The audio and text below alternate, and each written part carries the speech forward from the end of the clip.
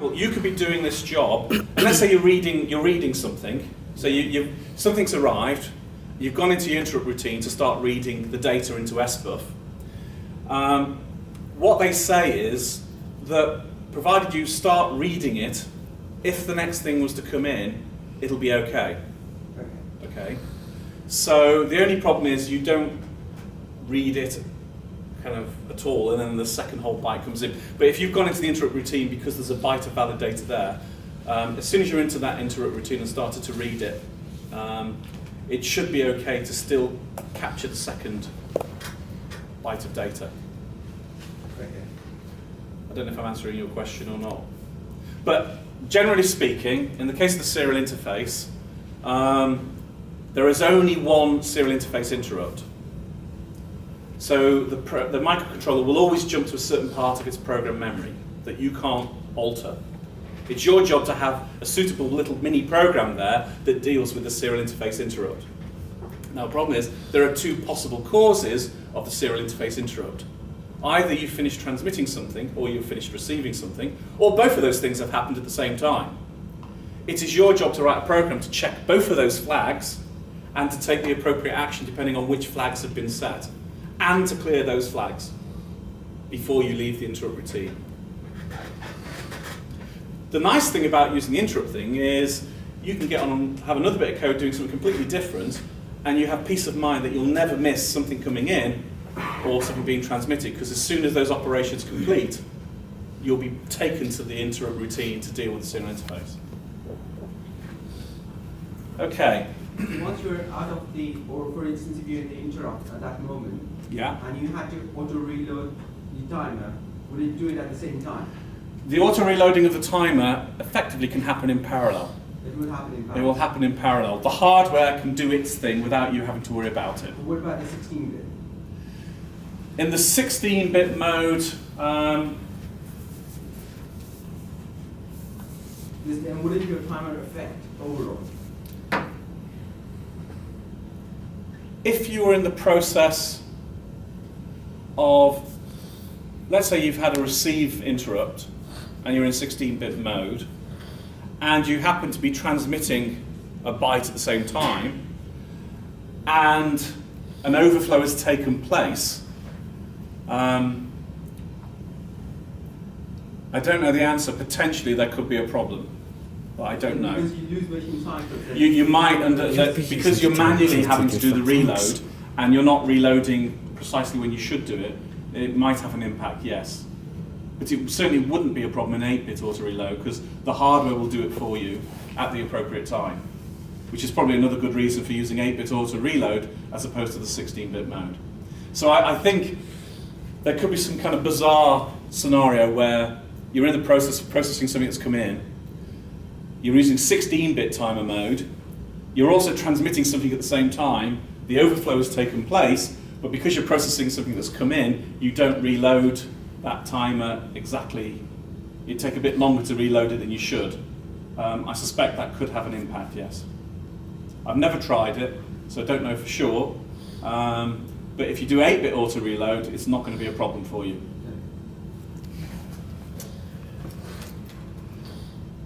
Okay.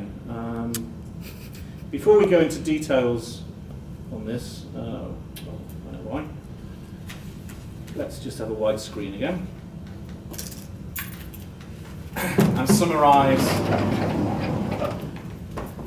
So, in an exam, if you're asked to sort of show how an 8051 would be wired up to use external memory, ordinarily, this is for memory mapped external memory, you would be expected to do a drawing something like this. I'm only going to repeat what's on that slide anyway. So here's your 8051. And if we're using external memory mapped memory, that could be either data memory or program memory, then port 0 and port 2 are used in a special way. We have no control over that. And port 0 is both the low part of the address bus and it's also the data bus. It's a kind of multiplexed use of port 0. To demultiplex it, we have to have an external latch. That latch is under the control of a special signal called ALE that we don't need to worry about. The microcontroller will actually fiddle with that particular special signal at the right time for us. It assumes we have the appropriate kind of latch here. So Intel have assumed you've built the system as they intended it to be built. If you put some other kind of weird device here, it's not going to work properly. So this is a latch like a 74373. Port 0 comes into here. But it also can go around it. The other side of the latch forms effectively the low part of the address bus. Whoops, can't. Low address. So effectively port 0 can be the low part of the address bus and it can be the data bus. This signal, when this has got a valid address on it, it will lock it into the latch and hold on to it. So this side of the latch will only ever be the low part of the address bus. Port 2 will always provide the high part of the address bus, feeding into your device. So over here we've got some kind of memory. And in fact, we might even have two memories here. Let's do a complicated one. So here's another memory. Let's make this code memory. And let's make this data memory. This would feed into here. This would be address low. This will be data. And I'm also going to show it going to here as well. So this is address low.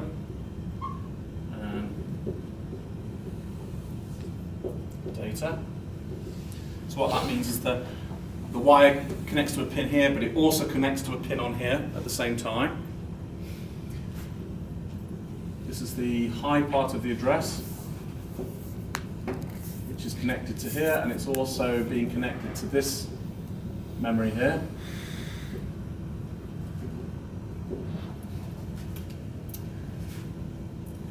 If we're using external memory, I suppose we'd probably normally have EA low. And okay, we've got the address bus, which is 16 bits. Part of it is demultiplexed from this latch, part of it coming from port 2. That gives us the 16-bit address. And port 0 is also providing the 8-bit data bus. But we're still missing some important signals here because we need some kind of control signals to say, or to read and write to the various memories. Now, in fact, there are 3 signals, and they're stolen from port 3. Sorry, 2 of them are stolen from port 3. One of them is a special signal, which is not part of port 3. This is used for reading code memory, called PSEN.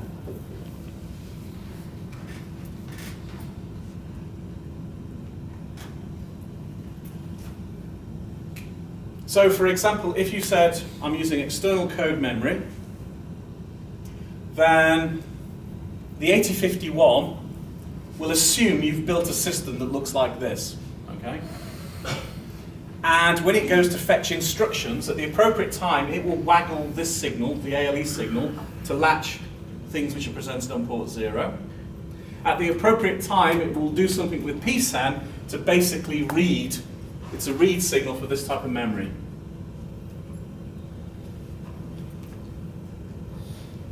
Okay. To read from the data memory, how would you read from the data memory? You might execute the instruction, for example, move X into the accumulator, the contents of, say, 1, 2, 3, 4, X. That implicitly is saying, go to external data memory, this location, get the byte of information that's there and stick it in the accumulator. If you do that, this PSEN signal won't be fiddled with. In fact, under those conditions, there are 2 other signals which are stolen from port 3 to deal with accessing external data memory.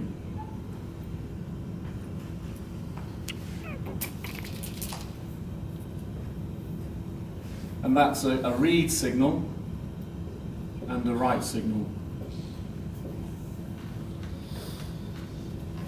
There is no write signal for external code memory because as far as Intel's concerned, there is no means of writing to code memory. That's done by magic using a programmer.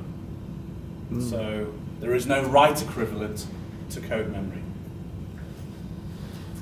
So if you were building an 8051 system with, for example, external code memory and or external data memory, it has to look like this. Intel built the 8051 assuming you built your system to look like that. Okay? Move this down a bit.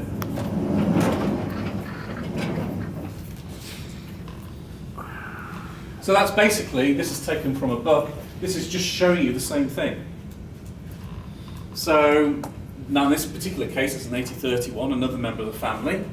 And you can see those two bits up there are stolen from port 3. That's the read and the write signal I've just told you about. There's that other special bit, psen. You'll notice psen is only going to the code memory. This is the data memory over here. If you look down here, this is port 0, which is going into the latch. And then the other side of the latch, it goes to here, and it also goes to here, providing the low part of the address. But port 0 also goes directly to other pins on these two devices, which are the data port pins on those devices. And then port 2 goes directly to the upper part of the address in these devices up there. This is showing you the wiring of an 8051 in a kind of classic Harvard architecture arrangement, where the code memory and the data memory are completely separate. I'm going to show you a kind of trick now that links to what we do in the lab in Lab 3. Just for a minute. So this shows you how to wire up an 8051 with a separate external code and data memory. Let's say that you want to have an 8051 system where you can write your own programs to memory and then run them. Now, in a classic architecture like this, you cannot achieve that because there is no way to write to the code memory. But the trick that you can do is arrange for your system to have, for example, I'm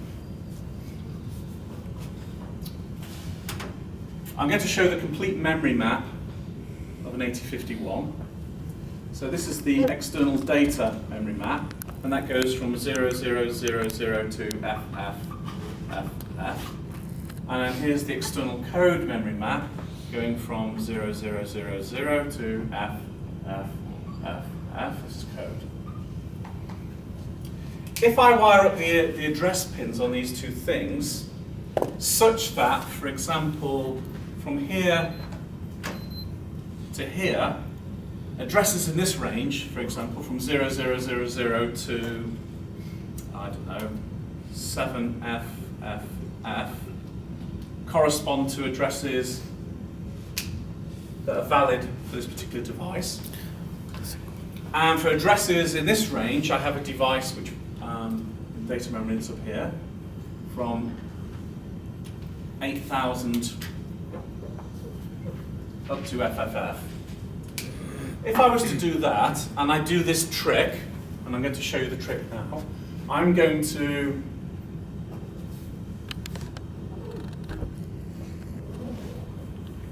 do this.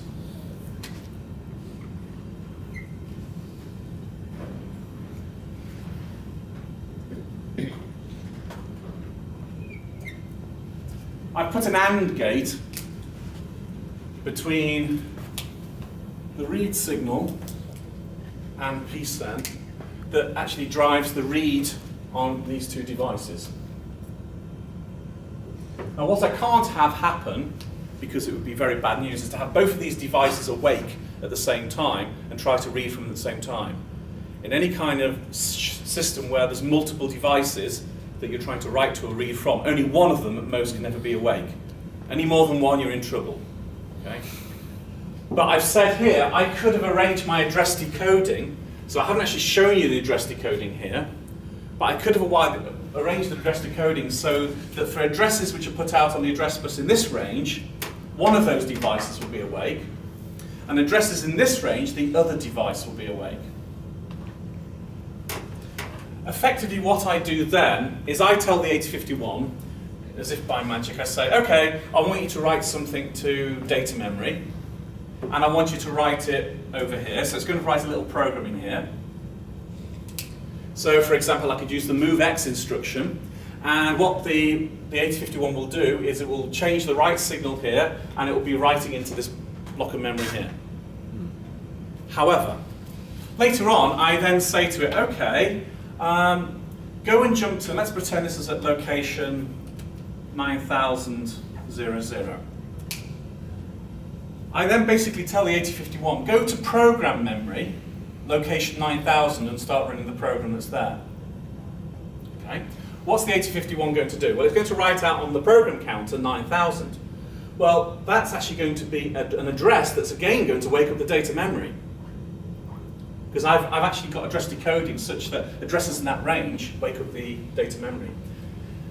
The 8051 thinks it's talking to a separate memory, and it will be fiddling around with PSEN, a different signal to read, not this read signal, which it would use for data memory. Because I've said go to the code memory that's at this address and read the instructions which are there, it will fiddle with PSEN. But PSEN is kind of fed through this AND gate and will again be able to wake up this device. So what we've got here is effectively, we've lied to the 8051. The 8051 still thinks it's got two completely separate memories. And we said to it, first of all, oh yeah, that data memory, go and write something there. And the 8051 said, yeah, that's no problem. And then later on we said, oh yeah, go to your code memory and start running the program at a certain address. It thinks it's going to a separate memory, but because of the way that we've done the address decoding and the way we've controlled this signal here, we can, under these circumstances, we'll end up waking up this data memory and fetching instructions into the processor for execution. I'll go through this again tomorrow a little bit, because you are expected to know about this trick, about how to convert a Harvard architecture into something that approximates a von Neumann architecture. This is precisely what we do in Lab 3. The little development board you're using in Lab 3, this is how we've tricked the system to allow you to basically write your own programs on a PC, download them to the development system with the 8051, and then run them as programs. So we've combined, effectively we've combined code memory and data memory into just one big block of memory. As far as the 8051 is concerned, it thinks it's still talking to two separate memories, but it's not. But when we combine them, we have to make sure that the two memories, they're not awake at the same time. And it's our job to do the address decoding to make sure they don't overlap in this combined address space. So tomorrow, we've been through this.